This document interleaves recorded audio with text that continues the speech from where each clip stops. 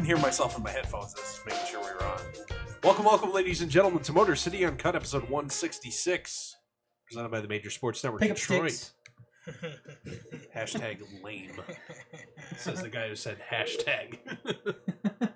On March 26th here, 2018, I'm your host, Dorf. We're joined each and every week by Major Sports Network founder Adam Hernandez. Hello. And we're only part-timers, almost not part-time. Yeah, I was gonna say, enough how can you to say I'm not- part-timer? It's like it's That's been a- over a month now. I was gonna say we might have to drop the label here shortly because part-timer has not been part-time very recently. I know, right? Shawn Bell is here. You need a piece of paper, Shawn? Yeah, you just stole my paper I was about to write on. This is my paper for later. Why is it with my computer? Well, I set it down right here. Okay, you bunch of... God. Kids, jeez. You had a half an hour to figure that out. You know what? I was You've doing been other here things, for all more- right. Hey, it's not like me. You didn't show the amount of dedication I got with leaving on time with very generous traffic and got here at 5:30. Jeez. Yeah, you were here pretty early. Yeah, well, that's what happens when the parting of the Red Sea on I-96 happened, and I got here really quick. Well, that's good. Yes. Anyway, on tonight's program, we're going to discuss the Michigan Wolverines and their, I don't even want to call them probable run to the Final Four. They were a pretty popular pick amongst at least the Talk about parting of the Red Sea. Jesus Christ.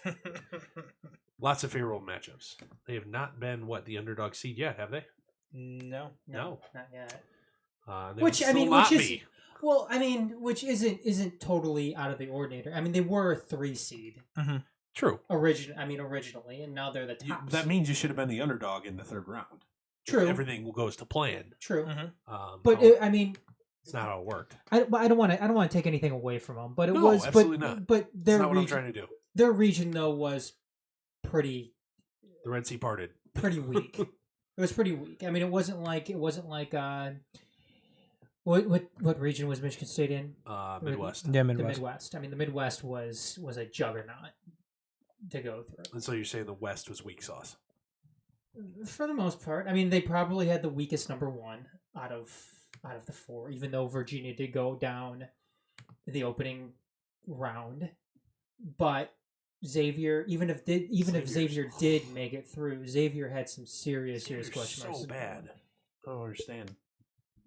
I get Virginia. They did go 29 and 2 in the regular season in a major conference, if I remember correctly. Virginia though was the victim of this type of postseason though. Yeah. I mean the latest sacrificial limb. Yeah, I mean that eventually something like that was going to happen. Was bound to happen. Yeah. I mean, you catch a team on a bad day, and UMBC certainly did that. You're gonna win, and that's just the way that these types of tournaments work themselves out to. Absolutely. So since we've been on the air last, the Wolverines have gone 2-0, including on Friday night, blowing out Texas A&M in a blistering 62% shooting from the field. That was ridiculous. Including 58% from 3. Defeating the Aggies 99-72. Actually, it was on Thursday night. Yeah, and it was like within like the first 6 minutes, it was like 32-8. Yeah, didn't Wolverines make something like their first 5-3 attempts? Yeah. 3? Uh-huh. And then the folks there, where were they? Where are they playing these games? They were in Wichita. No. I think the first 2 rounds were. Yeah, and then LA. Yeah. They were in LA. Yeah. Oh, that's right. And then the folks at the Staples Center remembered to put the regular size rims on for the next game. Nah, just kidding. And then unheard of free throw shooting as well on the night. 87.5% for the Wolverines there on Thursday.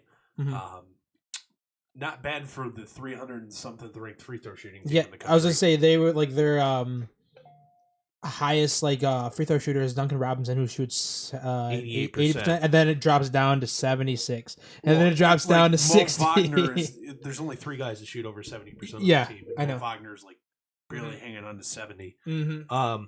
And then they defeat on Saturday evening the number 9 seed in their division, Florida State, the Seminoles, 58-54 in a fucking nail biter. I did watch the whole game start to finish. That was intense. Surrounded by a bunch of Michigan fans, and That was intense. Mm-hmm. They won despite shooting under 40% from the field themselves, with spectacular defense holding the Seminoles to 31.4% from the field. About the only reason Florida State was in that game was a 90% effort from the free throw line. Mm-hmm. Whereas both teams were throwing up plenty of bricks. We could have built a whole new Coliseum there. Yes. It's still a very entertaining game to watch, despite the prolonged scoring droughts from both sides. Especially if you're somebody like myself who appreciates defense. Mm-hmm. Excellent job. And in the crazier part, here's another thing that's very, very, got to tip your hat to John Beal on here. He's doing all this spectacular defensive efforts and these great team defense games without a rim protector. Mm-hmm. The Wolverines do not have a shot blocker on the roster. Mm-hmm. And you think about that. And you know what that tells you? Their guards are incredibly gifted defensively. I know. And you think about it, like with how you say you do not have one shot blocker, and you got a 7'1" guy on your bench, and he can't block. I know. Is it Austin Davis? No, it's Teskey. Well, John Teskey plays a little bit, but they have another 7-footer. Yeah, but he doesn't play much. I don't think he's played in like games that matter. So I know. Well, he plays when they're up by a lot. Like he played the other day. Did he got into that game.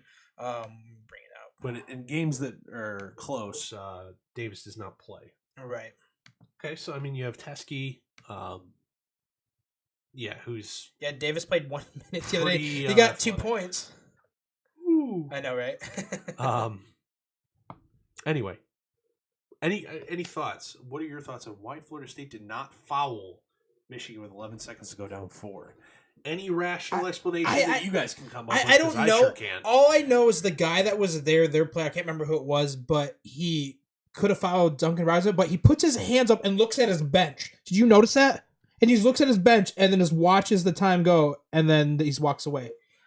It's like I don't understand. I don't know. You figured Michigan would be the perfect team to foul against. Hell, I think they're the worst free throw shooting team. Well, at that time, they were still the worst free throw shooting team left in the tournament. Yeah. I don't know. I don't know why you don't do that. I mean, obviously, it doesn't seem like Florida State was fully prepared for. All right. For that game plan at the end of the game, because like I was saying, you do. If there's any team in this tournament that you foul, it is Michigan at the end of these games, especially if you're down by. What was it, 4 or something? I don't know. Maybe it's just the mentality of them not wanting to have that feeling of giving away points at the end of the game. Let's put your tinfoil hat on here. So the final margin of victory was 4. What was the Vegas spread? Was it 4? 4.5. Rut-row. So Dorf is calling conspiracy. Yes. Well, the thing then you could say that for the coach, because did you see his post game interview with I can't remember her name, but he threatened to walk away. Yeah, he threatened to walk away, and she's asking him like, why didn't you foul? He goes like this. He's like, because I knew we lost. Why foul? You lost. Yeah, it's like, wait a second here. Okay, you know what? If it'd be one thing if you could say, we've done here at Florida State have commissioned our mathematics department to do a deep dive statistical analysis on the success of late game fouling, and we determined based on our research that we were out of reach and we wanted to lose with some dignity. And that's fine, but he didn't say that. He didn't say that. I'm going to deny the credibility of your question. Say, well, game is over. What kind of question is that? Yeah, it's game over. We lost. And what does that say? It's not like you're down by 10. Yeah, or like 12. That shows you just basically gave up on your play. You're not going to score. You need to. It's not like you need to score a point a second here, guys. You need to score 2 in the last 12 or 11, or let's just call it for around that 10 seconds. Mm-hmm. You score 4 points. Wasn't there like 8 seconds left or something like that? I think initially when Robinson got the ball, it was like 11 something. Yeah, that's what I'm saying. Okay, it can happen. If we've learned anything, I mean, the game isn't over until it's over. I mean, look at Michigan. Look at Michigan against Houston. I mean, exactly. I don't know. If I'm the athletic director of that Florida State. Of Florida State, that coached in the NBA too. I don't know. I mean, I'm calling him into my office that following day, being like, "Hey, what's going on here?" That's I don't know, what kind of look does that give to your players as well? That we're out of it. We're not. And you got a lot of talented players on that team. When you could possibly say Florida State's bench is almost as good as your starters. Well, they went. I mean, you went to the Elite Eight. I mean, Right. You have to. I mean, yeah, it's a one and done tournament, but you have to have some Leonard semblance Hamilton of a good team. Leonard Hamilton, their head coach, has been a NBA head coach. Who did he coach? What Coached the Wizards for 2 years in 2000, 2001. Oh, really? He's been. was that when Jordan came back? Yep. Yeah. So he was kind of a coach then. Yeah, Well, I was gonna he's say. and since leaving the Wizards in 2001, he's been Florida State's head coach. Oh man. How the what? Golly. I understand it. You got to try everything. What do you have to lose? You know, you can lose by 100 or 1. The result's the same. Your season is over if you don't win. Right. You should be starting a fist fight if that, helps improve your odds of winning this game. Mm-hmm. Oh God, yeah, there's man. there's no tomorrow if you no lose tomorrow. If you lose this game, you are done.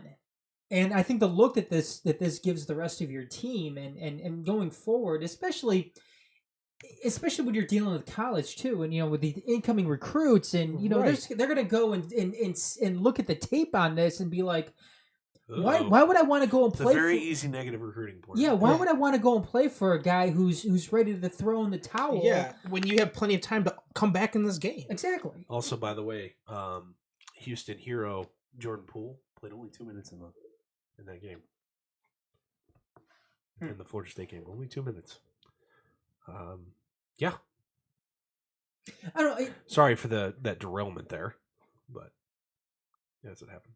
I mean, I still have my concerns about Michigan. And when you look at them in general, I mean, they've put together one good offensive game throughout the entire tournament so far. But you could argue 4 good defensive efforts, though. 4 good defensive efforts. Defense travels, man. It does.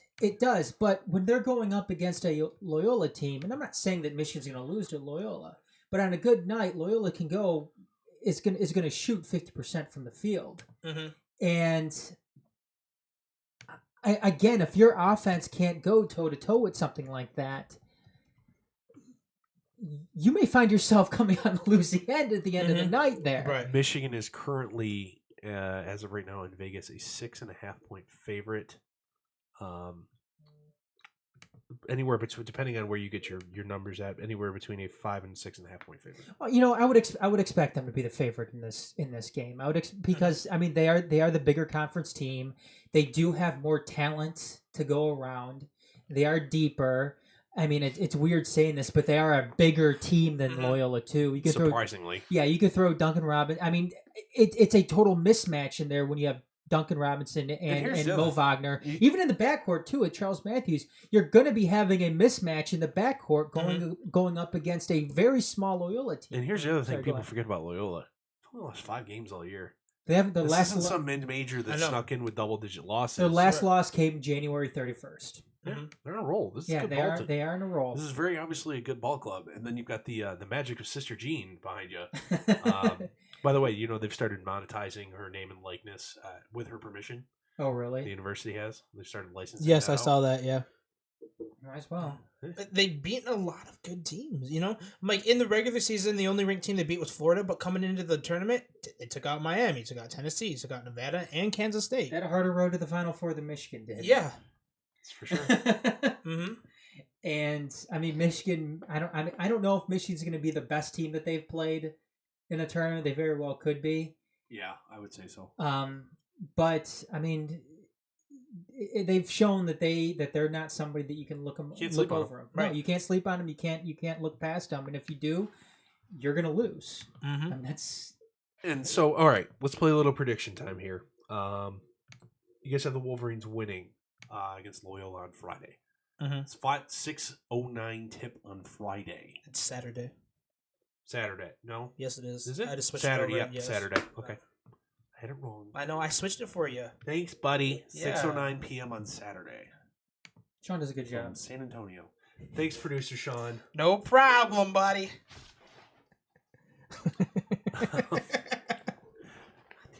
So, do you think? All right, I think we're all in consensus that we think the Wolverines should win here. What would be the margin of victory? Let's put it that way. So, Shawn, what are your thoughts? What's your margin of victory on Saturday?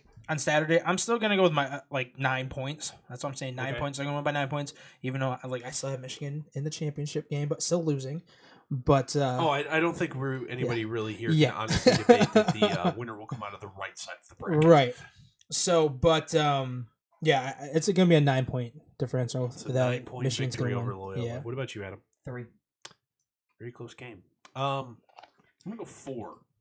I don't think the Wolverines are good enough to blow the doors off and do not shoot free throws well enough at the end of games to make a 6 or 7 point running lead throughout, expand to 12 and 13 at the very end. If anything, it'll shrink a little bit, but they will have enough to hold on at I would say about the 4, somewhere between 3 and 5. So I'll go 4. I think game plans be damned in this tournament so far. I mean, every which way you try to break it down, it seems like the opposite. I mean, they could totally do what they did against Texas A&M and just shoot the barn doors off, and that was video game though. Austin Davis gets 15 minutes. Yeah, that was video game. I mean, if Michigan's counting on something like that to happen again, then again, it's not going to happen. I mean, what Michigan needs to do is they need to basically play Loyola's game here. They need to have good perimeter defense, and they need to post up whenever they can, because like I said, Loyola is a very, very small team. What Loyola may do in to try to counter anything that Michigan throws out at them is go very unconventional. And I'm talking about go very small on them. I'm talking about basically a 5-guard lineup, which is something that Villanova they did that a may couple do. years ago. Yeah, and it's something that Loyola may do. And they can go very small, they can go very quick on Michigan, and try to beat them that way. Whether or not that's going to work is still yet to be seen, but I think ultimately, though, talent is going to win this out. And I think Michigan is going to be able to rely on their talent. They're going to be able to rely on their size. They're going to be able to rely on guys like Charles Matthews and Mo Wagner and Duncan Robinson to create those mismatches and win the game a more conventional way. But, by the way, Loyola does have 5 guys that average double figures. And that's the other thing. Yes, I know that. That's the other thing too. And that's something that's been very troublesome about Michigan so far this postseason is they haven't been able to get consistent production from their top guys. Yeah. I mean, they've had to rely on what was it? Is it Matthews? Yeah, Charles Matthews. Yeah, Charles Matthews. I think far too many times so far this season when you've had guys like Mo Wagner, who struggled in the first 2 games and then came out and played against Texas A&M, and then this last game he didn't, I think he had 12 points, which is fine, but but somebody like Mo Wagner, you expect to go off and kind of take the game over, and again, that's happened once, and I don't know, when you have a team like Loyola that's able to spread it out like they do, that's able to go small like they do. I think that they're gonna cause some problems for you, which is why I'm calling for a close game in this one. So yeah, the key to this game here, guys, quite honestly, is if Mo Wagner shows up early, they do not have a defensive answer for him. No, the one guy that they have that plays a little bit with some height, that being freshman Cameron Kurtwig. Yep, isn't he like 6'7" or something? He is 6'9", 260. Cannot handle Mo Wagner athletically around the perimeter. Quite honestly, but he has held his own up until this point. Yeah, and at the same time, they can't switch him off on a different guy because then you're going to put him up against like Isaiah Livers or Charles Matthews. Those guys are just going to blow right past him. So that'll be the key matchup, and kind of seeing how much Kurtwig plays because of that is going to be very, very, very interesting. Because the only other guy that I would classify having some size are guys down the bench that don't play. There's that center that's they like do have 7 foot. He's played 30 minutes all year. Yeah, or 30 minutes in the regular season. No, that's all year. 30 minutes all year. And another guy they have that's 6'7" has played 18 minutes all year. So, yeah, we'll see. Like I said, I have my concerns, but ultimately I feel pretty good that Michigan's going to is, like I said, use those mismatches. I think that's definitely the key, and I'm glad you brought it up again, Dorf.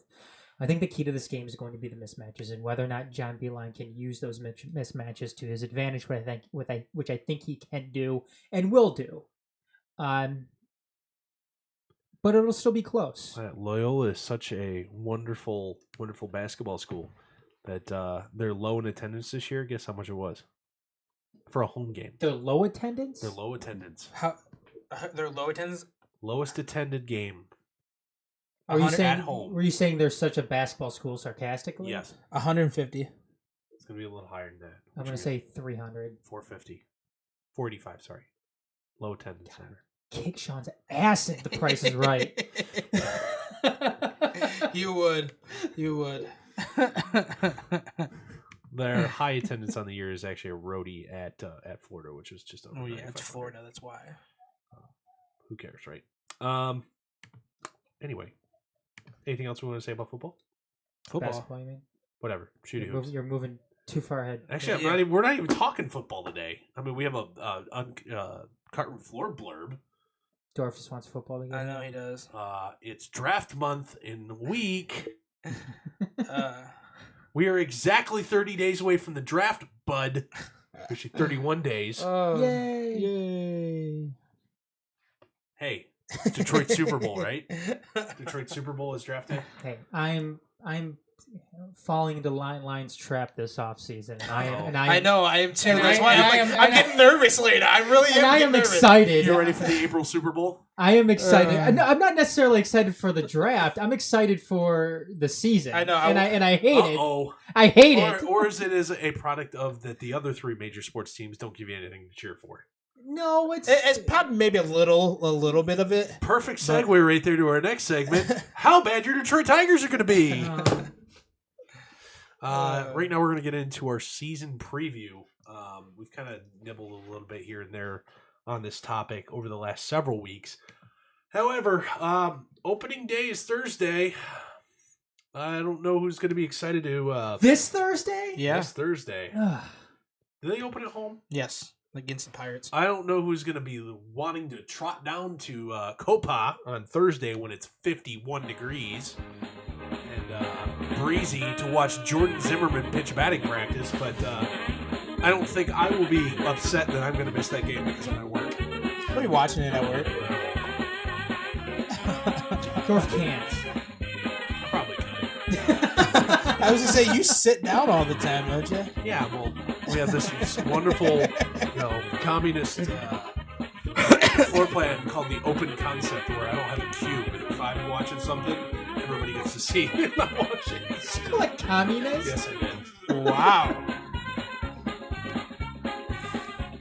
Stay tuned tomorrow night. Yeah.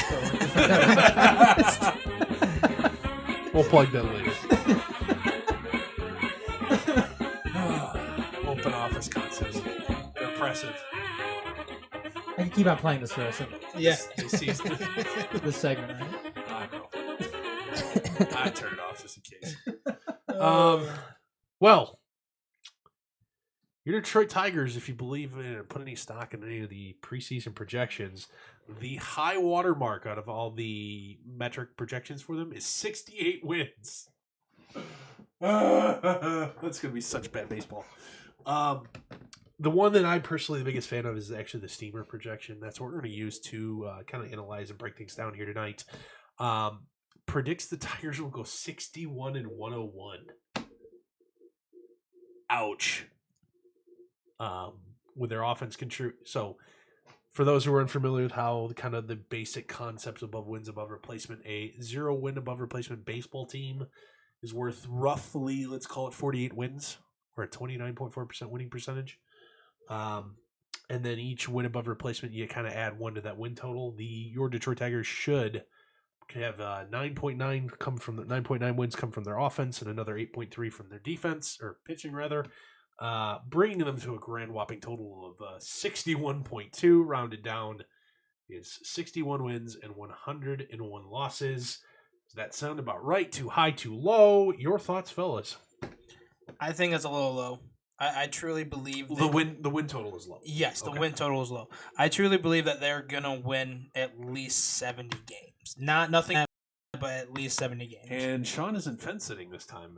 He's overly optimistic. I know. I'm proud of you, Shawn. I know, right? Way to take a stand, buddy. Adam, what about you? I'm gonna go a tad bit higher. Okay. On it, but I wouldn't be surprised if we're looking at 61 wins. Yeah, but I will go a tad bit higher. I know I've been kind of teasing here a little bit throughout the little segment we've been doing here or there over the last several weeks that a successful season for me this year is to not lose 100. Yeah. So as long as they are north of 62 wins, I don't think they'll be north of 70, but somewhere between 62 and 70. And I would still define that as a successful season. I think, and it's gonna suck so bad too, because I think they're gonna be in a fairly good division this year. I mean, here's the thing. I mean, up and down. You look at Cleveland. Cleveland, I think, is going to be very Cleveland competitive. Cleveland is going to be very good. Yes. I think Chicago is going to take some steps forward this year. I think Minnesota is going to be decent again this year. It's going to be the race for the bottom is going to be Kansas City and Detroit. And here's the thing: if you look at the Steamer projections, your two worst teams in the American League are Kansas City and Detroit. Kansas City's worse. There you go. Oh no, I'm not. I'm not doubting that. It's like the good old days, man. Yeah. of mid 2000s baseball. Was that when Alan Trammell was here? No, mid 2000s baseball. That was in a the AL turnaround, Central. man. Oh yeah, there was. That's when we got Pudge. Mid 2000s baseball or early 2000s baseball in the AL Central. Was that when we had? Was it Buddy Bell? Was our coach? Buddy Bell was right after Sparky Anderson. He was stuck Yeah. around until Phil Gardner, was it? Phil Gardner was the late 90s, early 2000s. He was the I think Phil Gardner was the last manager of the Randy Smith era, I think. And then who was it that took over after Phil Gardner? I think it was his bench coach or something. Like God, I can. It's like Felipe Alou or something. Yes. Oh yeah. Or something like that. Yep. I don't know. Oh jeez, man. Yep, that's what you're thinking of. So your managers, so you had Luis Pujols in there too, for interim manager. Because remember they fired Phil Gardner in the first week.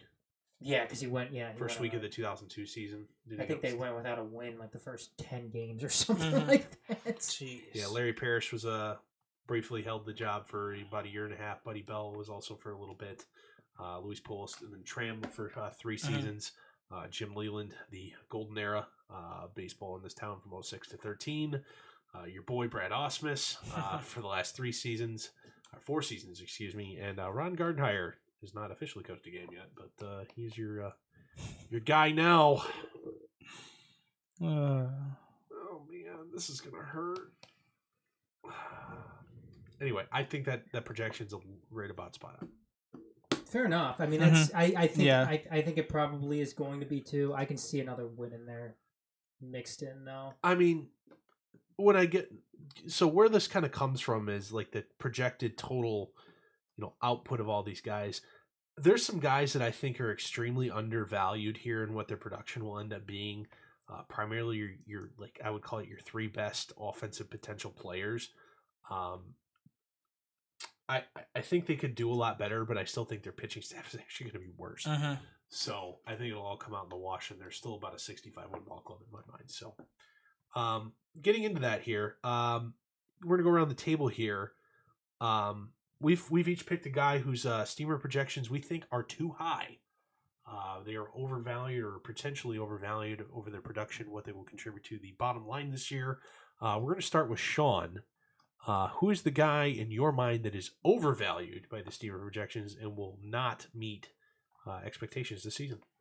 Jordan Zimmerman. Okay, so Jordan Zimmerman is projected to contribute 0.8 wins. And see, if you were ranked the worst pitcher, he was the worst pitcher in starting baseball to qualify for the ERA title. Yeah, so I'm like, I don't even know how runs a lot. And in my mind, like when you're ranked that bad, I don't even know how you can even have a projection higher of 0 on a WAR.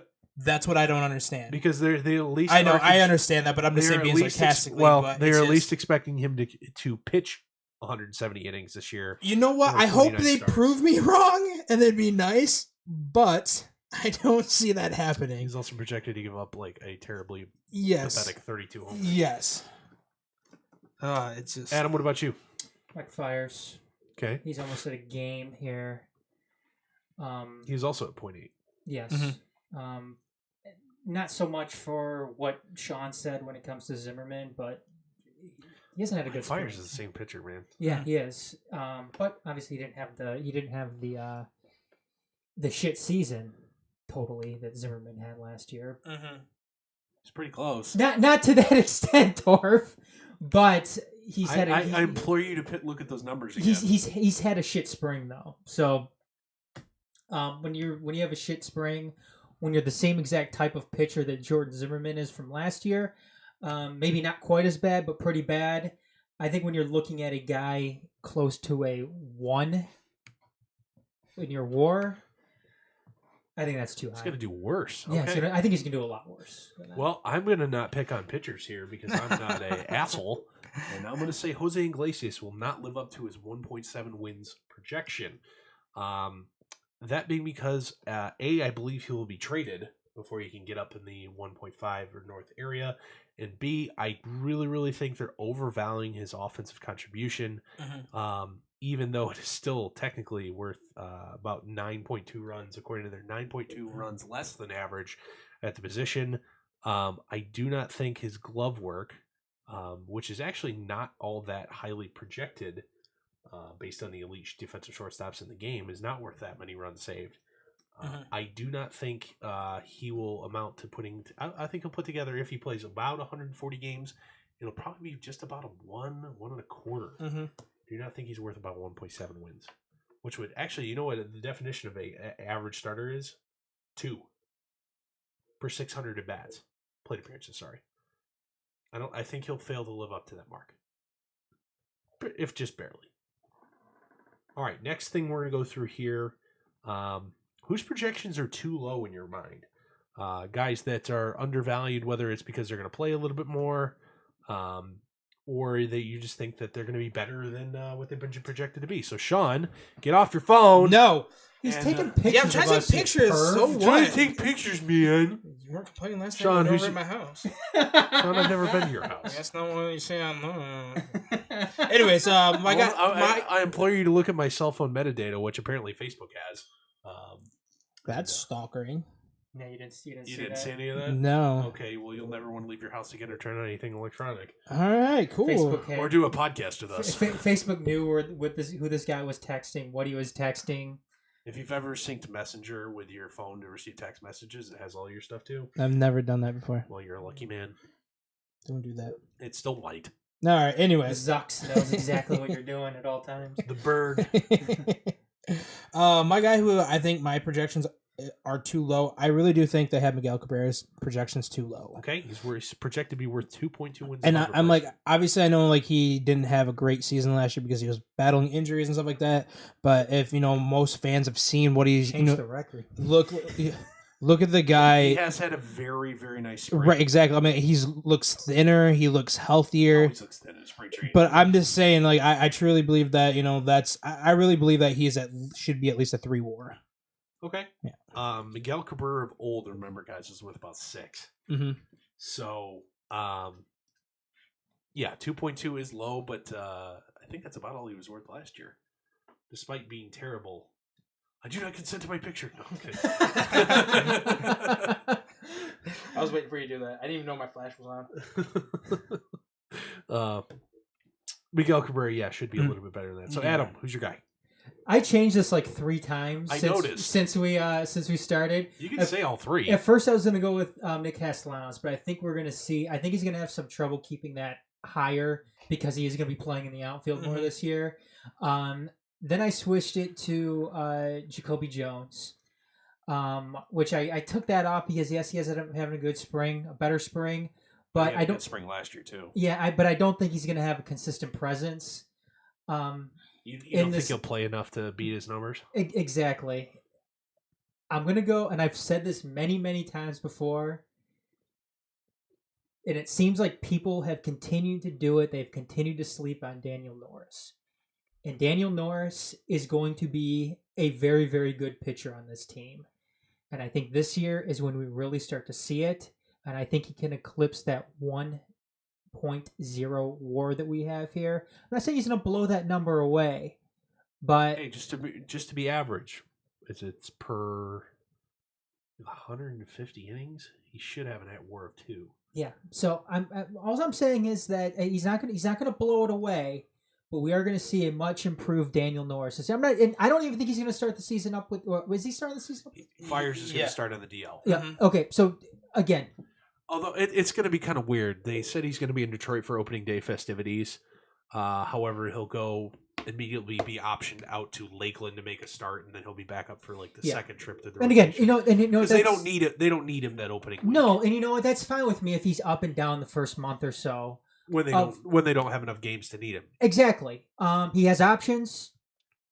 Use it. Right. But I think when it comes down to it, we're going to see much like what we've seen out of Michael Fulmer in years past, where he's going to come up, he's going to pitch well, and he's going to force their hand where they can't send him back down. And that's when you're going to start to see some of the chips fall around him, like if Fires end up getting released because he's going to end up taking a spot. Deal anyway. Yeah, so. Or maybe a Jordan Zimmerman demoted to the bullpen. Possibly. How embarrassing would that be? But Daniel, opening day starter demoted to the bullpen. Well, it's not quite as embarrassing as remember Phil Humber. Perfect game and got cut in the same year. But Daniel Norris is a good pitcher, and I know Dorf has said in the past too he needs to stop, start being a thrower. For the love of God, he needs to stop being a pitcher and just needs to be a thrower. But you're absolutely right, Dorf, because he is at the point in his career right now. He's young. He has the arm to be able to go out there and just throw the ball, as opposed to having to be calculated. So damn perfect. When he doesn't quite have the velocity anymore on his fastball, he can afford to go out there at times and just simply be a thrower. Right. And I think he's gonna be able to dial that back a little bit. I think he's gonna be able to go out there, have a little bit more fun. Maybe not have as much pressure on him this season based off the fact that the Tigers aren't going to be going anywhere this year, and be able to capitalize off of that a little bit. So I'm going to go ahead and go with Daniel Norris as a guy who's a little bit too low here. All right, and so my guy that I think is undervalued, actually, believe it or not, is Victor Martinez. Projected to be worth negative 0.2. I believe it was actually worth 1.5 in the whole last year. However, what I've seen out of him this spring, he's been having a phenomenal his legs don't look like he wants to, have them amputated. He's actually driving the ball the other way and is not a dead pull only hitter again. He's driving the ball the other way again. Makes me believe that. Now, I'm not going to say he's going to have a VMART circa 2014 where he hit like 290 with 30 homers. I don't think that'll happen again. Yeah, he hit 335, 32 home runs, and 103 RBIs. That ain't going to happen again. But and an OPS of 974. Yeah, that ain't going to happen again. But if you're going to have I projected he would have an OPS north of 800 again. Can you guess that year what his WAR was? How much defense did he play? Not much. 3.2. 5.3. All right, well, there you go. I don't think he'll be about that. I don't think he'll be able to hit quite for that high average anymore. But what you got out of him last year, I don't think can possibly continue. Or if it's that bad, he'll get cut. So who cares? Right, exactly. So I think VMART, even if it's only the 1.5, 2 range, will definitely outperform his negative 0.2. I could see that happen. I could see VMART. And here's the other thing: you may limit his exposure too. He may only play like 130 games. Possibly, yeah. Yeah. So, all right. Now we're gonna go around the table. Who out of the Tigers prospects and/or current bench players, bench is currently projected to be John Hicks as your backup catcher / getting a little bit of time at first base. Nico Goodrum, non-roster invitee, will make the team as the utility infielder. Jacoby Jones will come off the bench / platoon in center, and also Victor Reyes, the Rule 5 pick, should make the team as a 4th / 5th outfielder. In your mind, guys, who's going to get more playing time than they've been projected to do by this steamer projection? Shawn, we're going to start with you. I'm going to go with Jacoby Jones.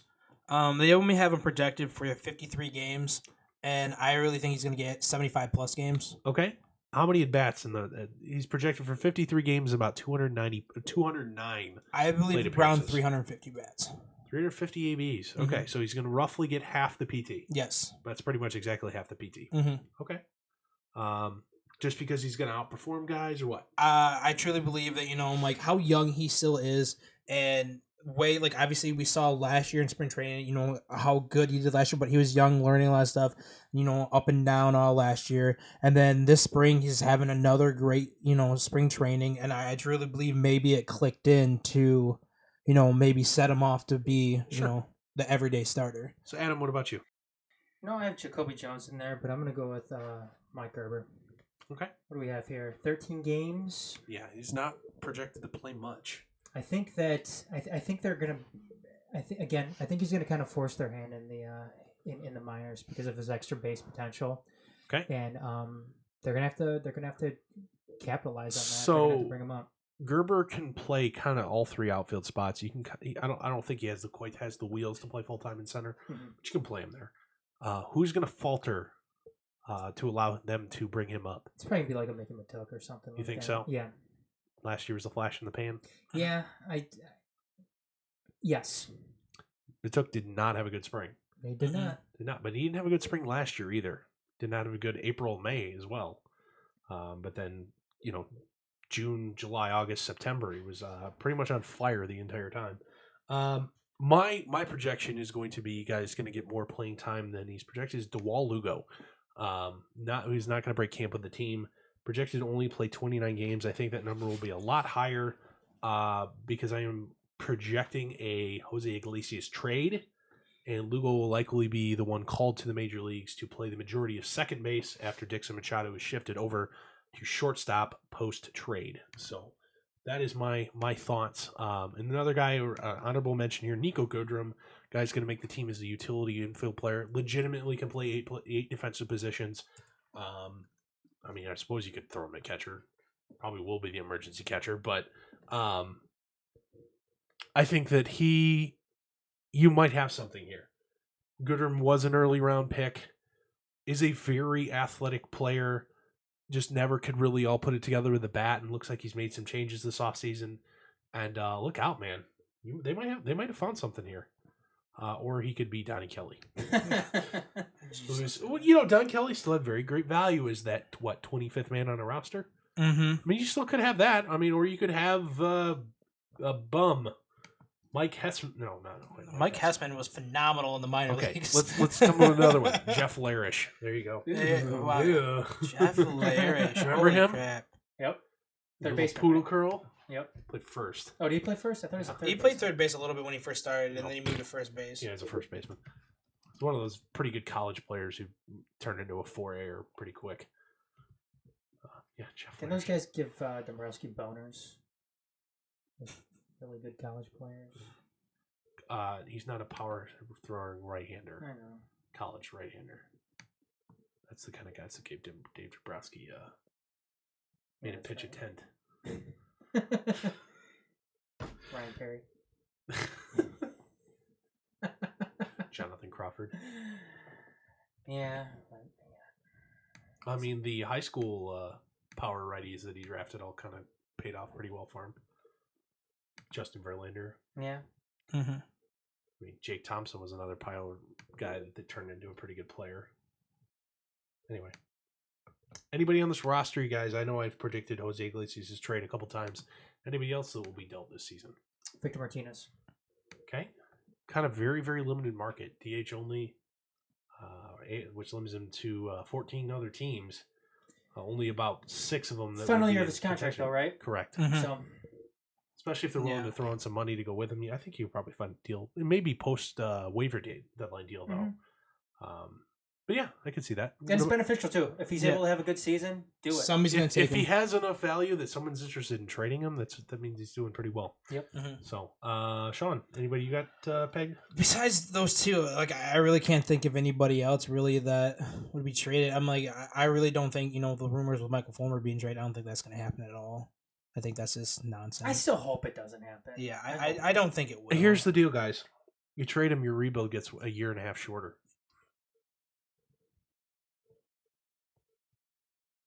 I don't know about that. Yeah. Do you disagree with my premise, or you don't think it's worth it? I disagree with the premise. Okay. I don't necessarily know if that's the case. If he comes out and has a good run without any elbow injury flare up, did have off-season non-structural elbow surgery, Those are all hypotheticals. Yeah. I'm telling you, man, you could make your rebuild a year and a half, 2 years shorter if you deal him. You're dealing with hypotheticals. I'm not saying that I won't look at the return. Oh, sure, yeah. I wouldn't. I mean, I don't think anybody on this team. I mean, you truly could get a king's ransom for him. I said there's the return. On the surface, though, I don't deal him. Okay, sure, fair enough. We can talk about that, I'm sure, to death throughout the summer. So, Yes. let me see. Out of my guys that I think might get dealt, I wouldn't be surprised at the deadline as a platoon only type move, like a Mikey Matuk, if he's still around, will get dealt because he's not really in the long term future. He's going to be 30, I think. Yeah, I would say he's pretty up there in age. 29 or 30 years old.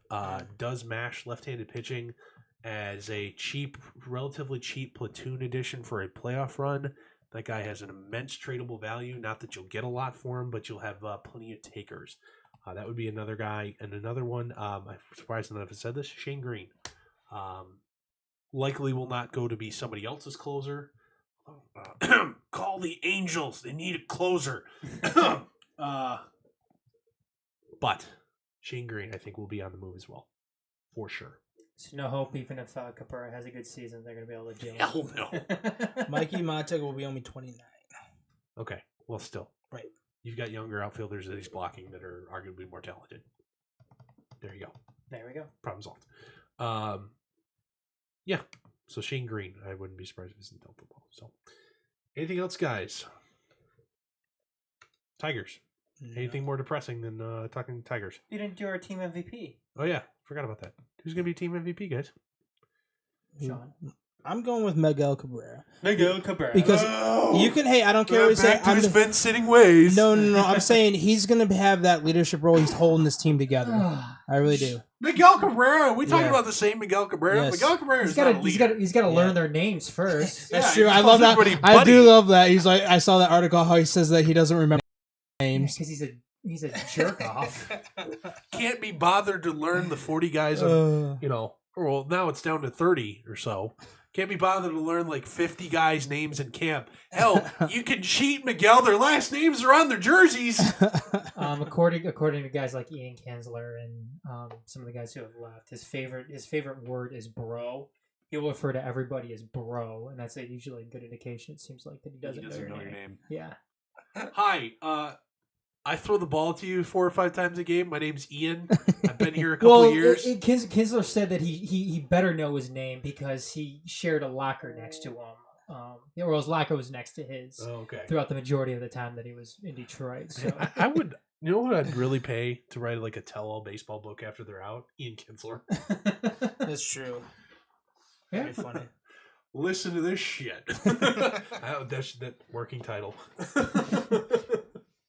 My time in listen to this shit. My time in baseball by Ian Kinsler. I don't remember. He doesn't like to have fun though, so that's true. I don't know how good it'll be. It'll be a dry humor. It'll be a book for your dad. Yeah, probably. All right, Adam, you're MVP. Michael Fulmer. Oh, lame.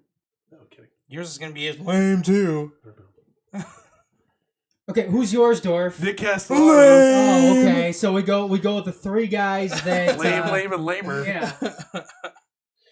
Lame, lamer, and lamest. God, yeah. Somebody couldn't go with Candelario or anything. I thought about it. I really did. I had his name down there and then I erased it. You know what? I should have wanted. That's another guy I think will overperform his projections. Candelario, specifically on the offensive end. I don't know about the glove work though. We'll see. I should have went with Daniel Lawrence. I was gonna go. I was even thinking about James McCann. Dorf went like that. I think he's until gonna step he can it up.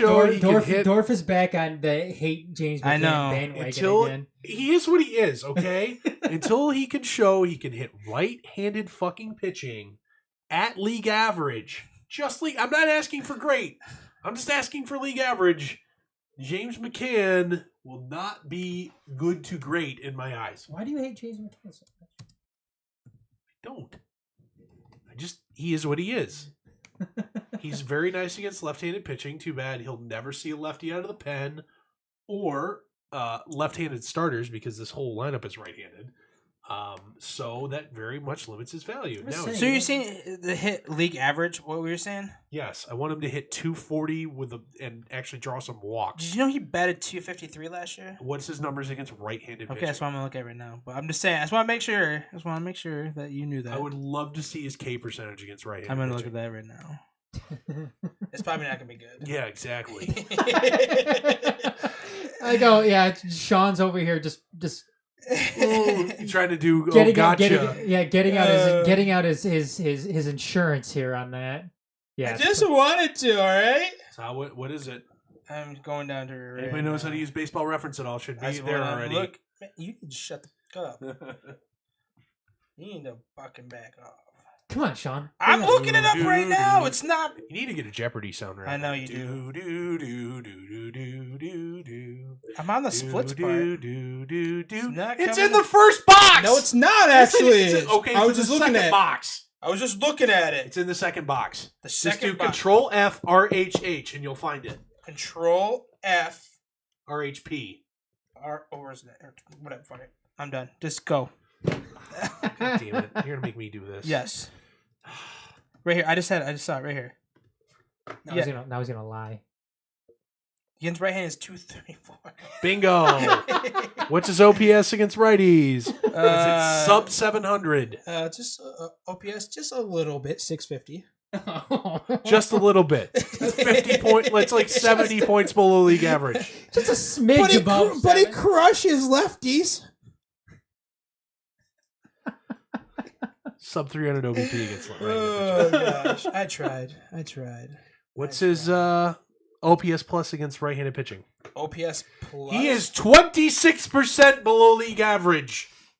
Against lefties, he's like 50% above.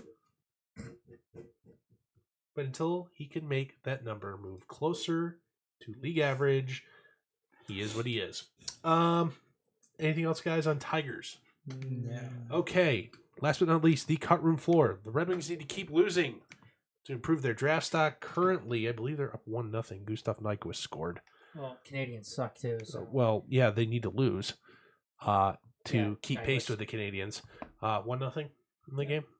No, for everybody that sit here and rips on the Red Wings, can you imagine being a fan of Montreal? They have done an right excellent. now? Yeah, no kidding. They're expected to compete for the championship this year. They're expected to compete year in year out for the Stanley Cup out of the East. They're worse than the Wings. God, you got to So figure. it's a 3-team race for the bottom between the Wings, Sabres, and Canadians.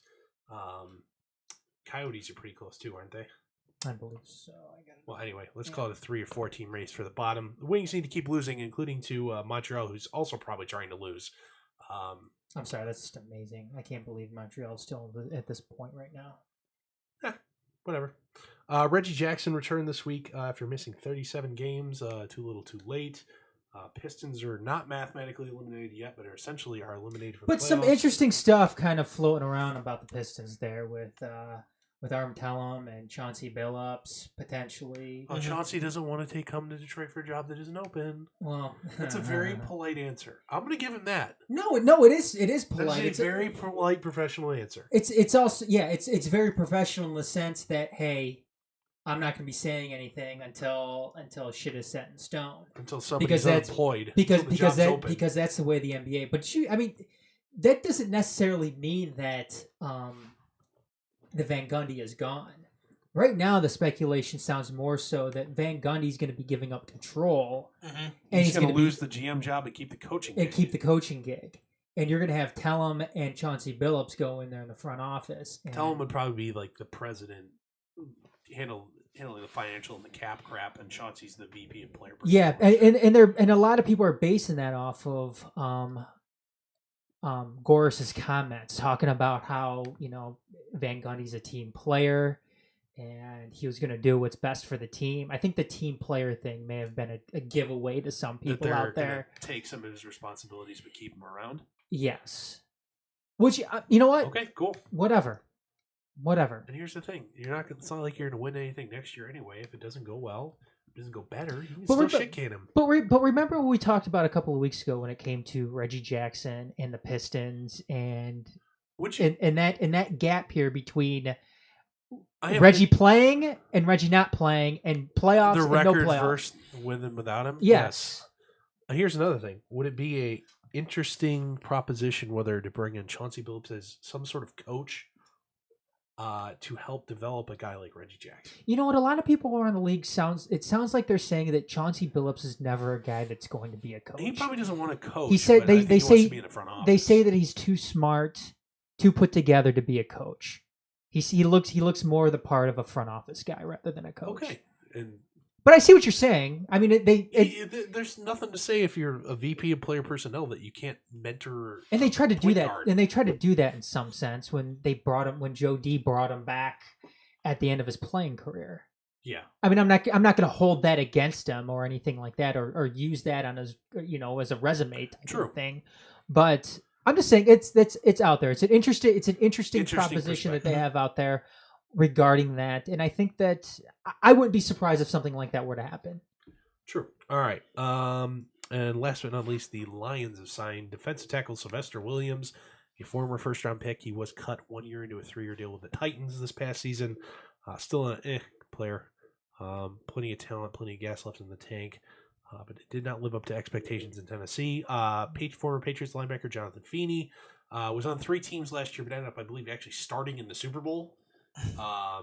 Has played off and on throughout the league. Is kind of more of a depth or rotational piece since joining the league in 2012.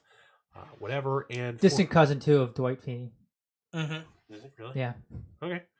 And tight end Luke Wilson. That's Wilson with 2 L's. Mm-hmm. He's from Windsor. The Godfather. He's a Detroit fan for life. Yeah, he's from Windsor. I am kind of Seahawk tight end. Right. I know he hasn't played that much, obviously, because the past 2 years, whatever you said, Jimmy Graham in front of him and stuff. But I'm kind of excited to see if this is a type of guy that Stafford can kind of create into something. That's what people are kind of hoping on, that more playing time he's going to get you. He's going to be more than what he actually is. But he is a guy. Last year was a good blocker, but he's worse when it comes to run blocking. He's worse when it comes to receptions than Ebron and Fells last year. So that's according to Pro Football Focus. So, by the way, Eric Ebron did sign a 2-year, $13 million contract with the Indianapolis Colts. Yes. Honestly, if he got released a little bit earlier in the process, I think he might have gotten a little bit bigger contract. All things considered, do a blind stats comparison of Eric Ebron versus the league. It's worth more than this, guys. Mm-hmm. Hey, like I said, I would have been fine him on the team this upcoming year, considering what they replaced him with and what they already had. Well, and here's the thing: the tight end position in the Lions' offense doesn't necessarily need to be a focal point. It can be an accessory, and what you have between Michael Roberts and Luke Wilson, you have the potential to have a nice accessory tight end position. I still expect them to draft and/or sign a Darren Fells type who's a tackle who wears an eligible number. I still expect that guy to end up in camp somehow, but let's call it Roberts and Wilson this next year. I don't think that's not going to be a downside for the Lions offense. So that is going to wrap up episode 166 of Motor City. 166 of Motor City Uncut, presented by the Major Sports Network Detroit. Join us each and every Monday night at 7 p.m. Eastern. We actually started on time today. Go us. Right here or wherever you're watching us, we're in about 7 places, or on the replay at our website, detroit.themajors.net. So for Shawn, Adam, I am Dorf. We'll see you guys next week.